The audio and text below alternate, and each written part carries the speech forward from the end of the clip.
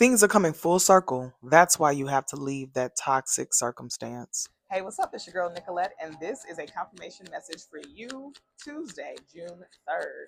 And starting out, the African goddess oracle card that flew out here, we have Queen Ya Asante Wa, goddess of level up. Now, honey, if that message yesterday wasn't for you, or if you didn't hear it, ooh, this is definitely the one. Let me get one more tarot. Oh, okay, there we go. Temperance. Now, before jumping into the tarot, we have again Queen Ya Asante Wa. There's a lot of beautiful colors here. It feels very protective and also sitting on ready is what I'm picking up. Now, looking at the goddess oracle card here, this is very powerful energy. Looks like she has a machete. Maybe it's made out of wood. I'm not sure. It doesn't look like a traditional machete, but it's definitely signifying power.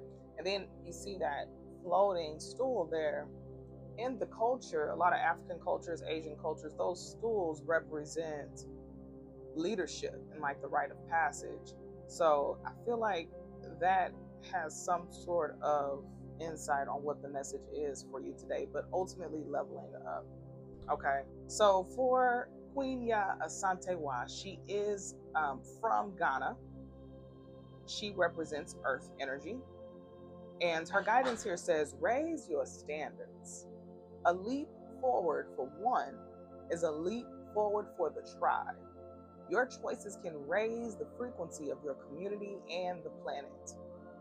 The declaration here says, divine timing is on my side. So I feel like this is definitely indicating, and like I said, this does kind of feel like a part two from yesterday's reading.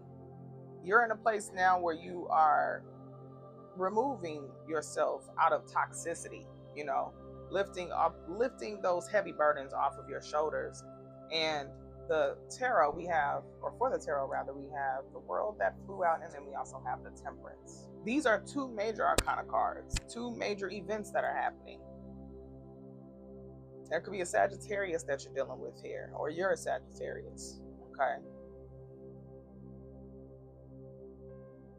Again, meditation is really going to be important. Going within, doing some self-care practices, rituals, routines, however you want to call it, however it resonates.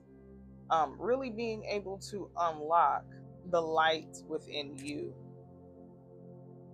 This feels like a lot of balance as well. Both of these cards represent balance. We have divine feminine and masculine here. Masculine on top, feminine at the bottom. And then the temperance is also balance. I'm going to clarify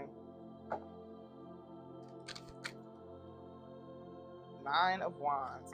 And yesterday again was the 10 of Wands. So yes, every time I see this card, I'm always thinking of defeating something. So I feel like this is a collective reading for women, for some women out there, some femmes who are overcoming a particular,